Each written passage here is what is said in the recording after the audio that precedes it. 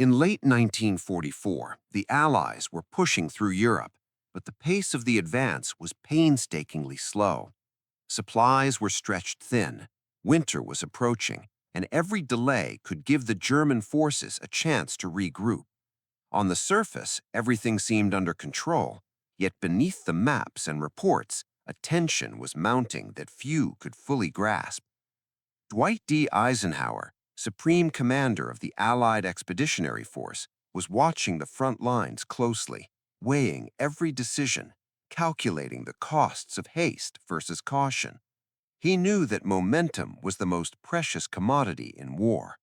Hesitation could cost lives, while overreach could lead to disaster. At this moment, a single bold figure was about to challenge every assumption about speed and risk. George S. Patton, the general whose reputation for audacity was legendary, had already made up his mind. While others debated the safest approach, he was calculating possibilities others had dismissed as reckless. Maps sprawled across tables, officers argued over supply lines and enemy strength, yet Patton's mind worked differently. For him, war was not just about moving armies, it was about moving faster than the enemy could react, striking before they could even comprehend what was happening. Eisenhower, like all commanders, relied on careful planning. Troop movements were usually measured, deliberate, and communicated through a chain of reports that could take hours, sometimes days, to circulate. The thought of a massive armored column covering hundreds of miles in a day and a half was almost unthinkable. Yet Patton saw an opening, a gap in the German defenses that, if exploited immediately, could yield extraordinary results. It was a fleeting opportunity, one that would vanish if anyone hesitated. As reports came in from the front, Eisenhower's staff outlined the risks. Fuel shortages could immobilize tanks in the mud. Roads were uncertain, bridges potentially destroyed, towns mined. Communication lines were stretched thin, and intelligence was incomplete. A single misstep could trap entire divisions. The logic of conventional military thinking suggested caution, reinforcement, and meticulous preparation. But Patton's philosophy was clear. Fortune favors the bold, and speed can create its own protection. Hesitation, he believed, was far more dangerous than audacity. Officers tried to reason with him, warning that a forced march could exhaust men, destroy vehicles, and invite disaster if the Germans counterattacked. Patton listened but did not waver. In his mind, the faster his forces moved, the more confused the enemy would become. Every hour gained could prevent a protracted battle, reduce casualties, and bring the Allies closer to victory. For him, time was a weapon just as deadly as any tank or artillery shell. Meanwhile, Eisenhower paced his tent, reading dispatches that seemed almost contradictory.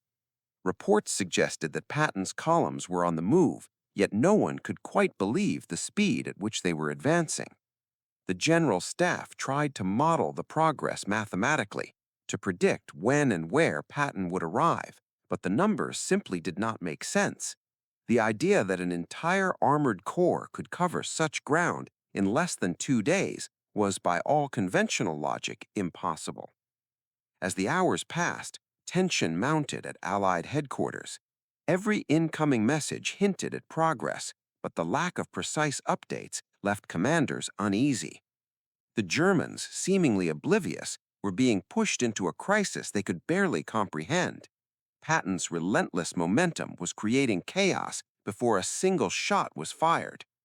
Eisenhower, reading the situation, could only wait, torn between admiration, anxiety, and disbelief. How could a single mind envision a plan that defied so many accepted rules of warfare? And yet, every instinct in him knew that history was about to be written in bold strokes, with consequences that would ripple far beyond this immediate battle. Patton's plan was not merely about moving troops, it was about rewriting the rules of engagement, showing that decisive action could overcome what seemed insurmountable on paper. It was about daring to act when others hesitated, trusting experience, intuition, and the courage of men who were willing to follow a leader into the unknown. For Eisenhower and his staff, the uncertainty was nerve-wracking. For the soldiers on the ground, the orders were clear but grueling. The march ahead promised glory, but demanded endurance. Every mile gained was a testament to strategy, planning, and sheer willpower. And so, as night fell and the world waited, the stage was set. A general known for his boldness was ready to challenge the limits of speed, logistics, and possibility. The commanders in the rear could only speculate. The enemy had no idea what was coming, and Eisenhower, for the first time in weeks, felt a flicker of genuine astonishment at what his subordinate might accomplish. In the world of war, where delay often meant death and hesitation was punished severely, the question loomed over every Allied headquarters: could Patton really do the impossible? In just a matter of hours, that question would no longer be theoretical. It would be answered on the battlefield itself. George S. Patton was not like other generals. While many measured success in cautious steps, he measured it in speed, audacity, and the ability to seize opportunity before it disappeared. He had built his reputation on rapid, decisive strikes, and his instincts told him that hesitation was the enemy of victory. While others pored over maps and reports, Patton's mind raced ahead, imagining not only where his forces should go, but how fast they could get there. He believed in momentum as a weapon, that once his troops began to move with relentless force, the enemy would be paralyzed, unable to react before it was too late. In planning the advance, Patton had to account for every variable, yet he did so with an unusual mix of precision and intuition. Fuel supplies were scarce, roads were muddy and often bombed out, and intelligence on enemy positions was patchy at best. Yet he saw solutions where others saw problems. Tank columns would need to refuel on the move, repair crews had to be ready for breakdowns, and infantry units had to maintain pace without exhausting themselves. Every obstacle was a challenge to be overcome, not a reason to wait. He consulted with his aides briefly, issuing orders in crisp, decisive language.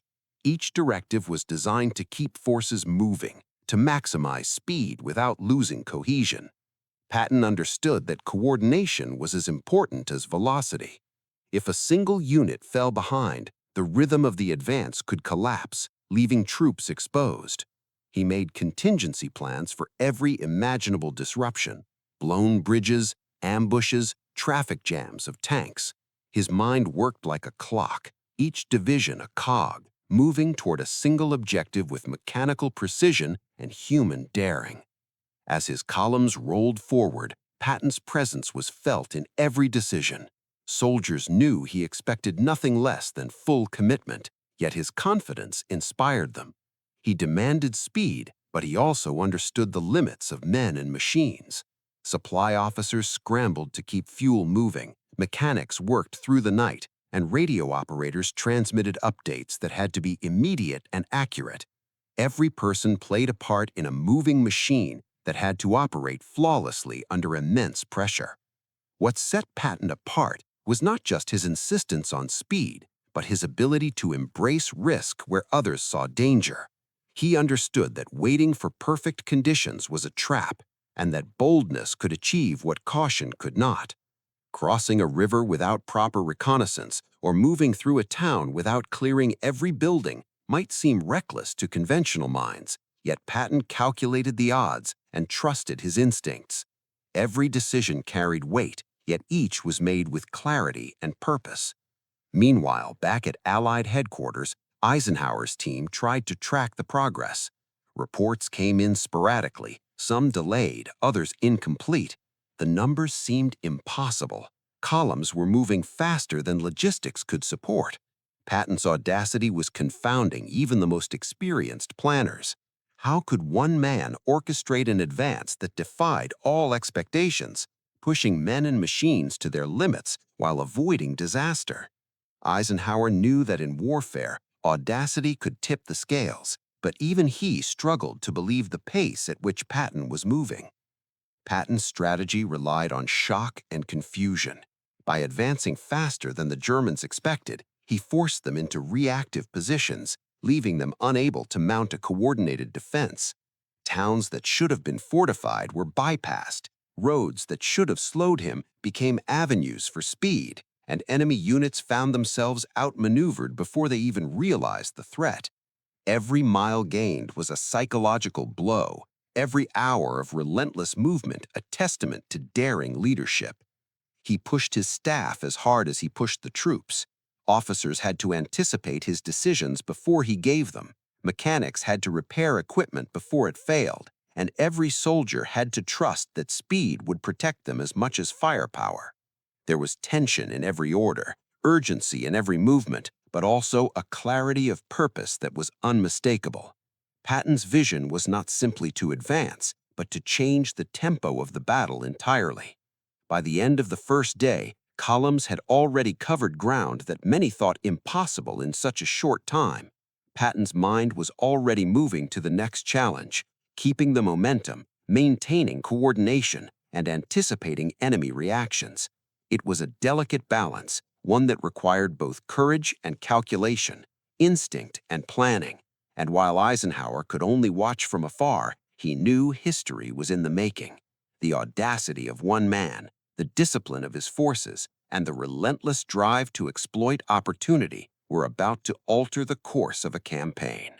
The dawn of the operation brought a tense silence before the storm. Patton's armored columns were ready to move, engines humming, radios crackling with final confirmations. Every soldier knew this was no ordinary march. It was a test of endurance, skill, and nerve. Tanks rumbled forward, infantry followed in precise formation, and supply trucks carried fuel, ammunition, and rations to sustain the relentless pace. The challenge was immense. Hundreds of miles of roads, some little more than dirt tracks, stretched ahead, often blocked by rubble or damage from previous battles. Patton's orders were simple but uncompromising.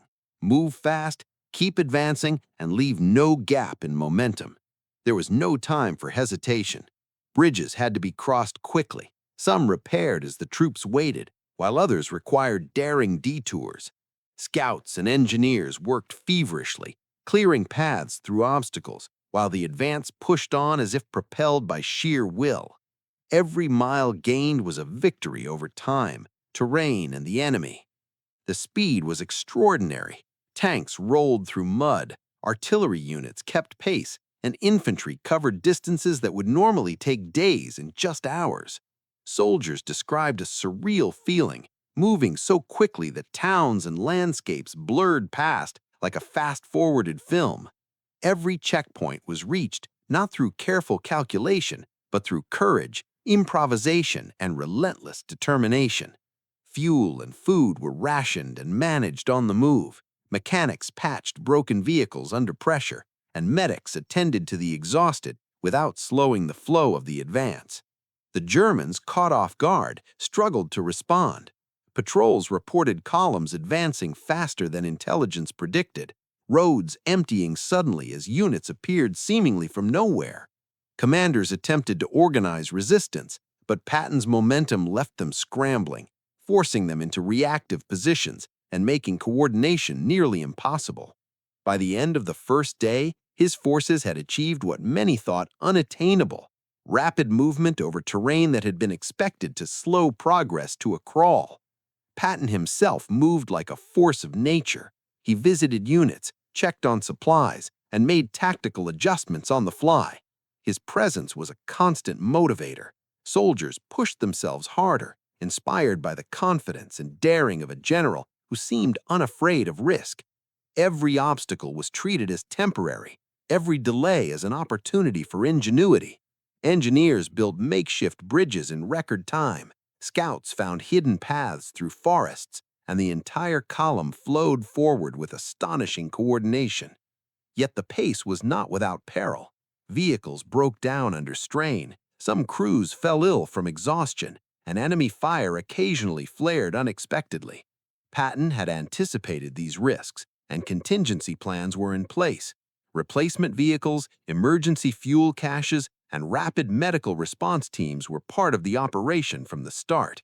It was a carefully orchestrated chaos, a high-stakes dance where mistakes could be fatal, but precision and audacity made success possible.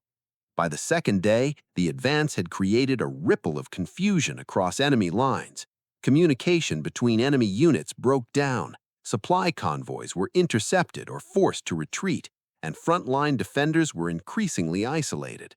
Every town captured, every road secured, reinforced the psychological edge Patton had gained. Speed became a weapon itself, as German forces were left constantly reacting to a situation they could neither predict nor control. The culmination of the 36-hour push was a moment that even veterans would later describe as astonishing. Patton's forces had covered ground that conventional military wisdom said was impossible, arriving at objectives before the enemy could respond. Troops were exhausted, but morale was high. They had achieved what many had thought unthinkable. Maps and reports could not fully capture the magnitude of the advance. It was a feat of leadership, planning, and sheer determination. And all the while, Eisenhower and his staff could only watch the progress unfold. Messages arrived in quick bursts, each one more incredible than the last. The impossible had become reality, a testament to the power of momentum and bold decision-making. Patton had not merely moved troops, he had reshaped the battlefield, seized initiative, and forced the enemy into disarray. The 36-hour advance would be remembered not just for the distance covered, but for the daring, discipline, and audacity that made it possible, proving that speed and decisive action could alter the course of history. When the reports first reached Allied headquarters, disbelief rippled through the command staff. Numbers on the maps seemed impossible. Entire armored columns had moved hundreds of miles in just over a day, capturing towns and securing roads that were supposed to slow them to a crawl. Dwight D. Eisenhower, the Supreme Commander, leaned over the dispatches, rereading them, trying to reconcile the reports with reality. How could one man and his forces accomplish something that seemed to defy all conventional military thinking? The magnitude of what had happened was difficult to comprehend. Eisenhower had been trained to expect delays, to plan for contingencies, to trust in methodical logistics, yet here was Patton, shattering assumptions and creating a new standard of what could be achieved under pressure. The general's mind raced as he considered the consequences. The rapid advance not only displaced enemy forces, but also created a psychological shockwave. German commanders were forced to abandon carefully laid plans, redeploy units hastily, and react to a situation they had not anticipated. Patton's speed had not just moved troops, it had disrupted an entire front. The astonishment at headquarters was compounded by the clarity of the results. Town after town fell under Allied control, enemy positions were abandoned or overrun, and supply lines that were supposed to slow the advance were rendered irrelevant. For Eisenhower, it was a mixture of awe and anxiety. Audacity carried reward, but it also carried risk. Had Patton miscalculated? Could the rapid advance lead to overextension, leaving his forces vulnerable? Every message arriving from the front seemed to answer one question while raising another, as though the battlefield itself was a living, unpredictable entity. Officers briefed Eisenhower on the situation, trying to quantify the progress. Maps were marked with mile after mile of rapid movement. Units that should have taken days to arrive at objectives had already crossed them, capturing key positions and forcing enemy withdrawals. The speed at which this occurred made conventional planning seem almost quaint. Staff officers compared notes, recalculated supply projections, and attempted to model what would happen next, but the reality was that Patton was moving faster than even the best-laid calculations could predict. Meanwhile, the human element of the advance became clear. Soldiers were exhausted, mechanics were working round the clock, and medics were attending to men pushed to their limits. Yet morale was unusually high. The sense of momentum, the thrill of being part of an unstoppable force, created a confidence that reinforced every tactical success. Eisenhower realized that this was not just a victory of planning, but a triumph of leadership, of the ability to inspire and drive men under impossible conditions. As the hours passed, the implications of Patton's movement became strategic, not just tactical. German commanders scrambled to reposition forces, often too late. Reinforcements were delayed, and command structures were thrown into chaos. Patton had created not only a physical advance, but a disruption that forced the enemy to react rather than act. This sudden shift in initiative was priceless. In warfare, initiative often dictates the outcome, and Patton had seized it completely. Eisenhower's own reaction, though composed in public, revealed his deep admiration for Patton's audacity. He reportedly muttered the words that would be remembered in history, "He's already there." It was an acknowledgement that the impossible had become reality, that bold action could achieve results no amount of conventional planning could guarantee. The phrase captured both surprise and recognition of genius, a general who saw opportunity where others saw risk. The news from the front continued to pour in. Enemy positions abandoned, towns secured, roads cleared for the next advance. Patton's forces were not merely surviving, they were dominating. The operational tempo had set a new standard for what could be accomplished under pressure, and Eisenhower understood that the consequences of this success would echo far beyond this single engagement. Momentum had shifted, morale had surged, and the Allies had gained an advantage that could not be undone easily. By the end of the second day, the picture was undeniable. Patton's advance had reshaped the battlefield, leaving German forces disoriented and reactive. Eisenhower, reflecting on the events, realized that the risk had paid off spectacularly. The astonishment was not just about distance covered or objectives captured, but about the boldness, planning, and leadership that made it possible. History was being written in real time, and the impact of this audacious 36-hour advance would be studied for generations. In the halls of Allied headquarters, the combination of disbelief and admiration gave way to cautious optimism. They had witnessed a feat that transcended normal expectations, a demonstration of what decisive leadership could achieve under pressure. Eisenhower knew that the world had seen a glimpse of Patton at his finest, fearless, relentless, and utterly committed to seizing every opportunity the battlefield presented. The story of this advance would not just be about strategy, speed, or logistics. It would be about courage, vision, and the transformative power of a single man daring to move faster than anyone thought possible.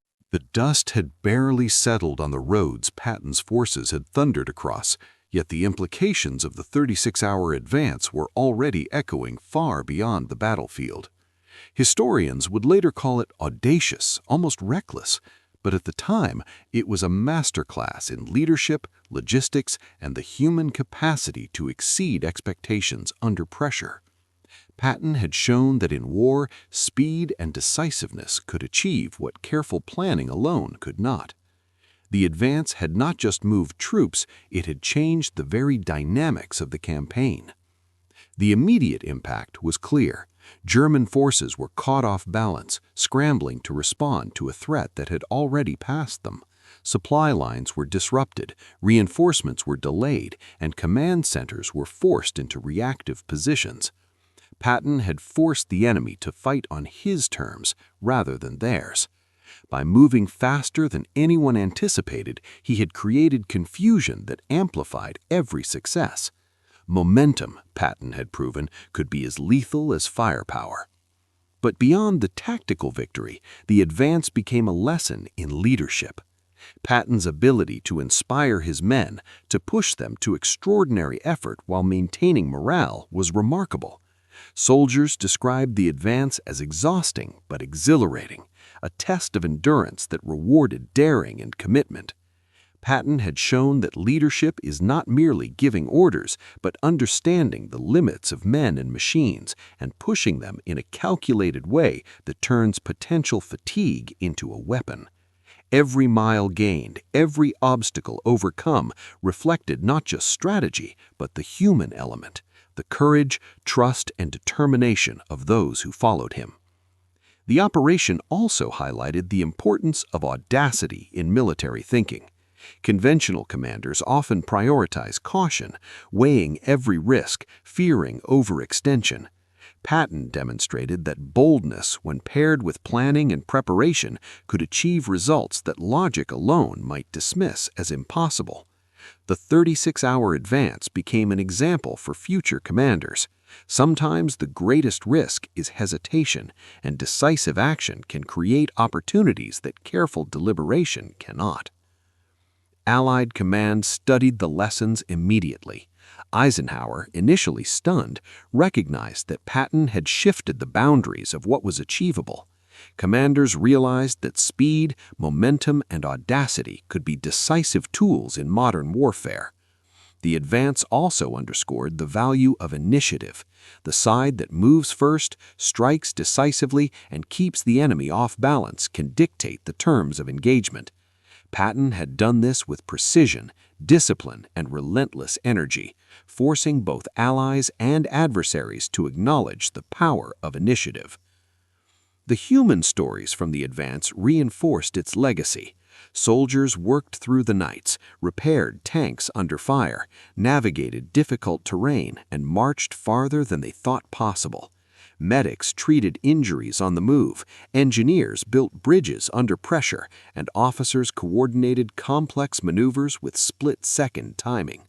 The operation was a triumph not just of planning, but of collective endurance, resourcefulness, and teamwork. Patton's vision depended entirely on the skill and commitment of those who executed it, making the advance a testament to both leadership and human resilience. In the broader context of World War II, the 36-hour advance exemplified how bold decisions could have strategic consequences. It accelerated the Allied push through Europe, created psychological advantages over the enemy, and demonstrated that audacious moves could disrupt even the most organized defenses. Historians often point to this operation as a turning point in how modern armored warfare was conducted, showing that speed and surprise could reshape the battlefield as effectively as sheer firepower. The legacy of Patton's advance continues to inspire military leaders and strategists today.